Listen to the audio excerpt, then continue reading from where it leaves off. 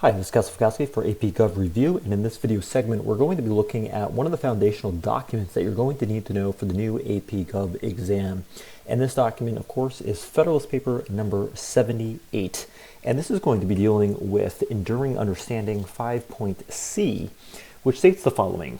The design of the judicial branch protects the court's independence as a branch of government, and the emergence and use of the judicial review remains a powerful judicial practice. And that is a very, very true statement.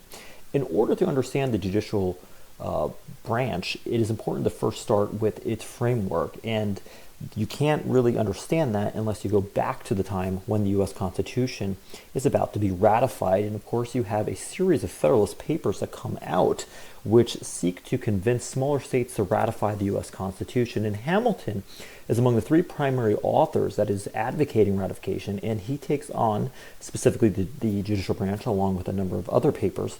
And in this particular paper, he's going to be addressing the scope of the power of the judicial branch, certainly something that was a major concern to people in the smaller states, specifically the anti-federalists.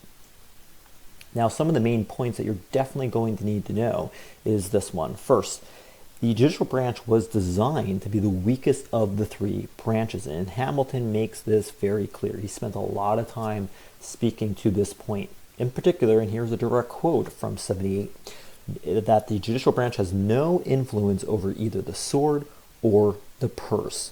So essentially, it makes its ruling. However, it is not going to be impacting funding or taxation because that's a power of Congress. Remember, taxation was a huge deal, especially in those times compared to these. And another huge issue was that the judicial branch is not going to have any power over the military. Remember, that is part of the executive's role as commander-in-chief. And here's another direct quote, that the executive not only dispenses the honors, but holds the sword of the community. That sword, again, being the military. The legislature not only commands the purse, but prescribes the rules by which the duties and rights of every citizen are to be regulated. So essentially, Hamilton is saying that this is easily the weakest of the three branches. It has no implementation power, which is a major drawback of the judicial branch even today.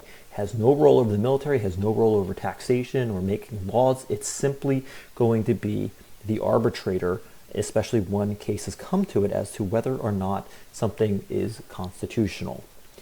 The second point that he's going to be making is that the judicial branch needs to have life tenure for the federal judges. This was something controversial, but Hamilton, at the end of the day, makes the point that the judicial branch needs to be truly distinct from the other two branches to maintain its independence. And here's another direct quote from 78, in which he states, the independence of the judges may be an essential safeguard against the effects of occasional ill humors in the society. This is huge. You want the justices to be as independent as possible after they are appointed and confirmed by the Senate, so that they are not going to be swayed by outside forces, theoretically, so that they can be ruling in a way that's constitutionally sound and do not have to worry about the ramifications, whether or not they're going to be reappointed or removed. This is a major protection and allows the justices to truly remain independent. And again, that goes back to that enduring understanding.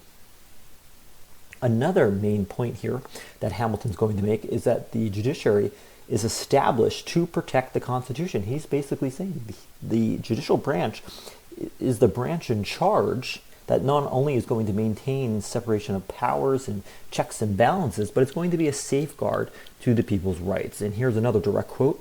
A constitution is, in fact, and must be regarded by the judges as a fundamental law.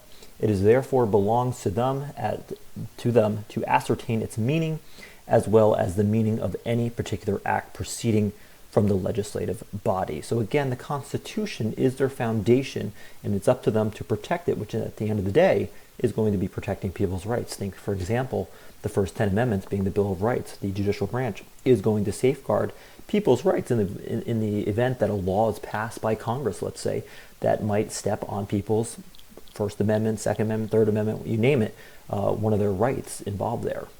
Now, lastly, this is important because the enduring understanding does mention judicial review, and Hamilton also does hint at the power of judicial review.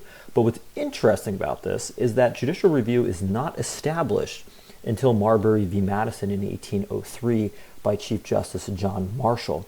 But nevertheless, the concept of judicial review is one the judicial branch declares an act by either the legislative branch or the executive branch unconstitutional. It essentially nullifies that particular act. So Hamilton is basically going to be advocating that the judicial branch needs it. However, if you look in Article 3 of the U.S. Constitution, nowhere in Article 3 does it state anything at all about judicial review. You won't even see that concept come about. That comes about, of course, in 1803 with Marbury v. Madison. So that is a recap of the judicial branch. It is interesting, nevertheless, that number 78 is the most cited paper by U.S. justices of them all with respect to the Federalist Papers. But again, I want to bring you back to this enduring understanding of 5.c. And this document is pivotal to understand this enduring understanding that the College Board people want you to know for the AP Gov exam, that the design of the judicial branch protects the court's independence, as we know, right? For example, think lifetime tenure for the justices as a branch of government. And the emergence and use of judicial review remains a powerful judicial practice, absolutely, in terms of maintaining checks and balances, in terms of maintaining the fact that any act by the executive branch or the legislative branch is going to be constitutional by the end of the day. So that's how the Federalist Paper, number 78 by Hamilton, is going to adhere to this particular enduring understanding.